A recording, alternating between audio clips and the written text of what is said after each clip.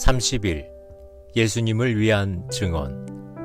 요한복음 5장 30절에서 38절. 내가 아무것도 스스로 할 수 없노라. 듣는 대로 심판하노니 나는 나의 뜻대로 하려 하지 않고 나를 보내신 이의 뜻대로 하려 함으로 내 심판은 의로우니라. 내가 만일 나를 위하여 증언하면 내 증언은 참되지 아니하되 나를 위하여 증언하시는 이가 따로 있으니 나를 위하여 증언하시는 그 증언이 참인 줄 아노라. 너희가 요한에게 사람을 보내매 요한이 진리에 대하여 증언하였느니라. 그러나 나는 사람에게서 증언을 취하지 아니하노라.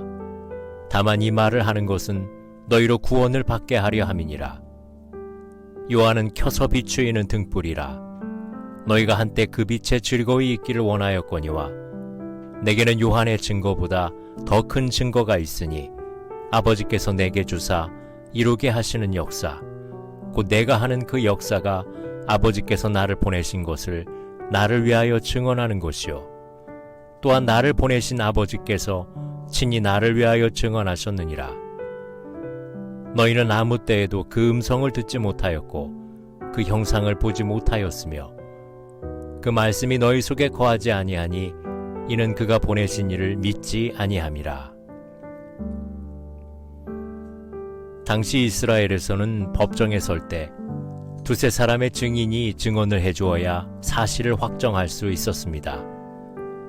아무리 결백하여도 자기가 자신에 대해 증언을 하는 것은 소용이 없었습니다.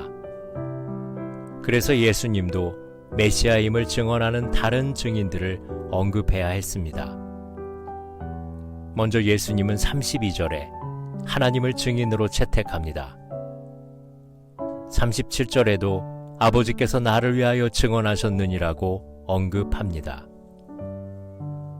예수님이 세례를 받으실 때 변화산에 올라가셨을 때도 이는 내 사랑하는 아들이요 내가 기뻐하는 자라는 하나님의 음성을 들었습니다. 그런데 이 하나님의 직접 증언은 신령한 눈과 귀가 열리지 않으면 들을 수 없는 것이 문제입니다. 그러므로 두 번째 증인으로 세례 요한이 채택됩니다.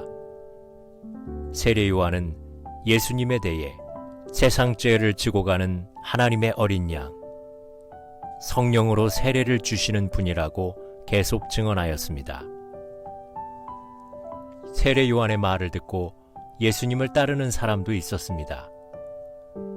우리는 믿을 만한 사람의 증언을 듣고 따릅니다. 사람들은 하나님에게 직접 듣기보다는 사람들을 통해 간접적으로 듣기를 더 좋아합니다. 그것이 쉬워 보입니다. 그러나 하나님의 증언에 비해 사람의 증언은 일시적이고 한계가 있습니다. 35절에 보면 요한의 증언은 켜서 비추는 등불이라 너희가 한때 그 빛에 즐거이 있기를 원하였거니와 라고 했습니다. 하나님의 증언은 영원한 빛이지만 사람의 증언은 마치 불을 켜서 잠시 비추는 등불과 같습니다. 얼마간 지나면 꺼지고 또 다른 사람이 일어나 증언을 이어갑니다. 그러니 하나님의 빛은 영원히 계속되는 것입니다. 세 번째 증거는 현재적으로 확인 가능한 것으로 예수님이 하시는 일입니다. 열매를 보아 나무를 알 수 있듯이 예수님이 하시는 사역을 보면 하나님이 함께 하시고 하나님이 보내신 것을 알 수 있습니다. 예수님은 말이나 사람의 증언을 통해서보다 하시는 사역으로 자신을 드러내십니다. 예수님의 삶 자체가 예수님이 하나님의 아들임을 증거합니다. 저는 이렇게 말로 설교를 하고 있습니다만 언젠가는 말이 필요 없는 삶으로 설교할 수 있었으면 좋겠습니다. 예수님에 대한 증언은 여기에서 끝나지 않습니다. 기도하시겠습니다.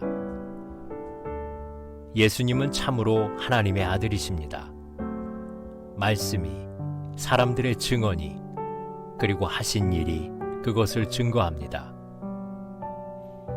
저희들도 자신과 타인들, 그리고 하나님께 인정을 받을 수 있는 하나님의 사람들이 될 수 있도록 도와주시옵소서. 예수님 이름으로 기도드립니다. 아멘.